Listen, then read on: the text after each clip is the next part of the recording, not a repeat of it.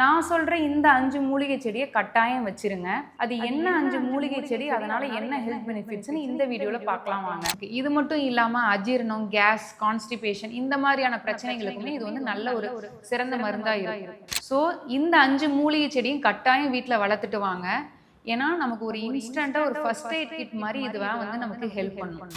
அந்த காலத்தில் மோஸ்ட்டாக வயல்வெளி, தோட்டம் அப்படின்னு அதிலே வீடு கட்டி வாழ்ந்துட்டு வந்துட்டு இருந்தாங்க. ஆனால் இப்போ பார்த்திங்க அப்படின்னா வீடுகள் அதிகமாகிடுச்சு, தோட்டம் வயல்வெளி எல்லாமே குறைஞ்சிட்டு வருது. ஆனால் சிட்டி சைடில் பார்த்திங்கன்னா மாடி தோட்டம் அப்படிங்கிறது இப்போ ட்ரெண்டிங்காக இருக்குது. ஸோ நீங்கள் மாடி தோட்டம் வச்சுருந்தாலும் சரி, தோட்டம் வச்சுருந்தாலும் சரி, நான் சொல்கிற இந்த 5 மூலிகை செடியை கட்டாயம் வச்சுருங்க.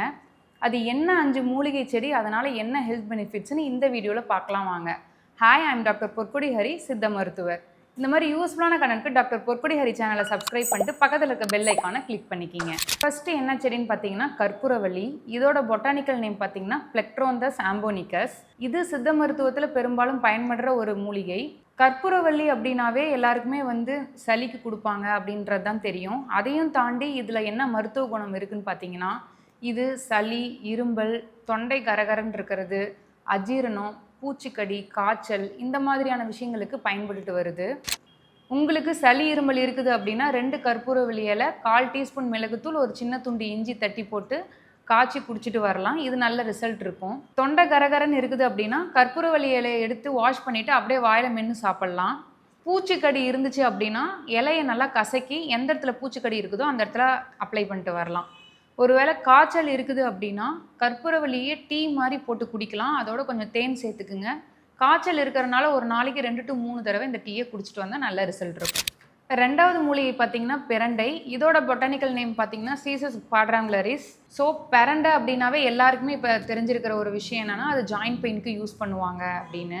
வாரத்துக்கு 2 to 3 தடவை பிரண்டையை சாப்பிட்டு வந்தீங்க அப்படின்னா போன் டென்சிட்டி அதிகமாகும். அதாவது எலும்போட அடர்த்தியை வந்து அதிகப்படுத்தும், ஜாயிண்ட் மொபிலிட்டியை வந்து இன்க்ரீஸ் பண்ணும். அதே மாதிரி ஏதாவது ஃப்ராக்சர் ஆயிருந்துச்சு அப்படின்னா அது சீக்கிரமாக ஹீல் ஆகும்.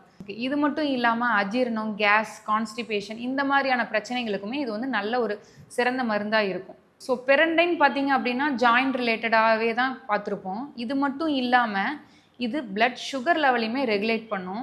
ஸோ வாரத்துக்கு 2 to 3 தடவையாவது பிரண்டையை உங்கள் டயட்டில் ஆட் பண்ணிக்கிங்க. ஸோ இது வெளியே கிடைக்குமான்னு கேட்டிங்கன்னா வெளியே எங்கேயும் பெருசாக சேல் பண்ணுற மாதிரி இல்லை. ஸோ அதனால் வீட்டிலே வந்து உங்கள் தோட்டத்தில் வந்து வளர்த்துட்டு வந்து யூஸ் பண்ணிக்கிங்க. 3வது மூலிகை செடி என்னன்னு பார்த்தீங்கன்னா கற்றாழை. இதோட பொட்டானிக்கல் நேம் பார்த்தீங்கன்னா ஆலோ பார்படென்சிஸ். இதில் 75க்கும் மேலே ஆக்டிவ் காம்போனன்ட்ஸ் இருக்குது. எந்த மாதிரியான ஆக்டிவ் காம்போனன்ட்ஸ்னு பார்த்தீங்கன்னா vitamins, enzymes, minerals, amino acids, anti accident இந்த மாதிரி நிறைய இருக்குது. இது டைஜஷன், கான்ஸ்டிபேஷன் இந்த மாதிரி பிரச்சனைகளுக்கு ஹெல்ப் பண்ணும். இதில் இருக்கிற வைட்டமின் சி வந்து நோய் எதிர்ப்பு சக்தி அதிகப்படுத்தும். ஸோ கற்றாழை எடுத்துக்கிறனால ஸ்கேல்ப்புக்கு பிளட் சர்க்குலேஷனை ஸ்டிமுலேட் பண்ணி ஹேர் க்ரோத்துக்கு ஹெல்ப் பண்ணும். அது மட்டும் இல்லாமல் இதில் வந்து 98% நீர்ச்சத்து இருக்கிறனால இது வந்து நம்ம ஸ்கின்னையும் பாடியும் ரொம்ப ஹைட்ரேட்டடாக வச்சுக்கும். அதனால் கற்றாழைக்கு உள்ளே இருக்கிற ஜெல்லை எடுத்து 7 தடவை தண்ணியில் கழுவி பயன்படுத்திட்டு வரலாம். ஜெல்லை அப்படியேவும் சாப்பிட்லாம், ஜூஸும் போட்டு குடிக்கலாம். 4வது மூலிகை வெற்றிலை. இதோட பொட்டானிக்கல் நேம் பார்த்திங்கன்னா பைப்பர் பீட்டில். நம்ம தாத்தா பாட்டியை விட அவங்களுக்கு முன்னாடி இருக்கிற ஜென்ரேஷன் பார்த்திங்கன்னா வாயில் வெத்தலை இல்லாமல் பார்க்க முடியாது. பட் இப்போலாம் அப்படி கிடையாது. ஏதாவது அக்கேஷனலாக ஏதாவது ஃபங்க்ஷன், ஏதாவது விருந்துக்கு போகிறோன்னா மட்டும்தான் நம்ம வெற்றிலை எடுத்துக்கிறோம். ஆனால் நம்ம ஒரு நாளைக்கு ஒரு வெற்றிலை எடுத்துக்கிட்டு வரனால வாய் துர்நாற்றத்தை சரி பண்ணும். அதாவது இது நேச்சுரல் மவுத் ஃப்ரெஷ்னர்னு சொல்லலாம். பற்களில் எந்த விதமான நோய் ஏற்படாமல் இருக்கிறதுக்கும் ப்ரிவென்ட் பண்ணும். இது டைஜஸ்டிவ் என்சைமை ஸ்டிமுலேட் பண்ணி செரிமானத்தை சீராக வச்சுக்கும். இதில் வந்து vitamin C, niacin, thiamine, anti oxidant நிறைய இருக்குது. ஸோ நோய் எதிர்ப்பு சக்தியுமே இது அதிகரிக்கும். டெய்லி ஒரு வெத்தலையை சாப்பிட்டதுக்கப்புறம் பிளெயினாக வெறும் வெத்தலை மட்டும் பாக்கு போடாமல் சாப்பிட்டு வரணும். இல்லை அப்படின்னா வெத்தலை கஷாயம் குடிச்சிட்டு வரலாம். வெத்தலை கஷாயம் எப்படி போகிறதுன்னு பார்த்தீங்கன்னா வெத்தலை 2 to 3 வெத்தலை எடுத்துக்கலாம். அதோட வந்து 4 to 5 மிளகு, 1/4 டீஸ்பூன் சீரகம், 5 இலை துளசி இலை, 2 கப் வாட்டர் இது எல்லாத்தையும் போட்டு அந்த 2 கப் தண்ணி வந்து 1 கப்பாக சுண்டுற வரைக்கும் காய்ச்சி அந்த கஷாயத்தை குடிச்சிட்டு வரலாம். இந்த கஷாயத்தை அஜீரணம் இருக்குது, வாயு தொல்லை இருக்குது, வயிறு உப்பசமாக இருக்குது அப்படின்னா சாப்பிட்டதுக்கப்புறம் குடிச்சிட்டு வரலாம். சளி இரும்பல் இருக்குது அப்படின்னா காலையில் வெறும் வயிற்றுலையும் நைட்டு படுக்க போகிறதுக்கு முன்னாடியும் குடிச்சிட்டு வரலாம். இது மட்டும் இல்லாமல் வெத்தலையை கசக்கி தலைவலி இருந்துச்சுன்னா தலைக்கு மேலே 10 மாதிரி போட்டு வரலாம். மூட்டு வலி இருந்துச்சுன்னா மூட்டு மேலே போட்டு வரலாம். அதாவது எந்த இடத்துல வலி இருக்கோ அந்த இடத்துல கசக்கி 10 மாதிரி போட்டு வந்தால் இது வந்து நல்ல ரிசல்ட் கொடுக்கும். சளி பிடிச்சி மூக்கு அடைச்சிக்கிட்டு இருக்குது அப்படின்னா வெத்தலையை போட்டு நல்லா கொதிக்க வச்சு அந்த ஆவியை பிடிச்சிட்டு வரலாம். இதில் இவ்வளோ ஹெல்த் பெனிஃபிட்ஸ் இருக்குது. அதனால் கட்டாயம் உங்கள் வீட்டில் ஒரு வெத்தலை செடி வைங்க. 5வது மூலிகை நிலவேம்பு. இதோட பொட்டானிக்கல் நேம் பார்த்தீங்கன்னா ஆண்ட்ரோகிராஃபிஸ் பேனிகுலேட்டா. அதாவது கொரோனா டைமில் இந்த கபசுர குடிநீர்னு ஒன்று வந்து ரொம்ப ஹெல்ப் பண்ணுச்சு.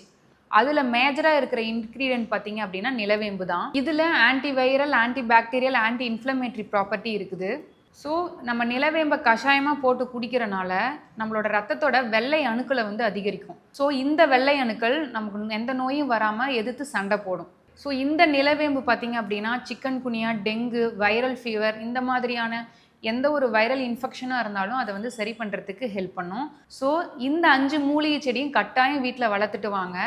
ஏன்னா நமக்கு ஒரு இன்ஸ்டண்ட்டாக ஒரு ஃபர்ஸ்ட் எய்ட் கிட் மாதிரி இதுவாக வந்து நமக்கு ஹெல்ப் பண்ணும்.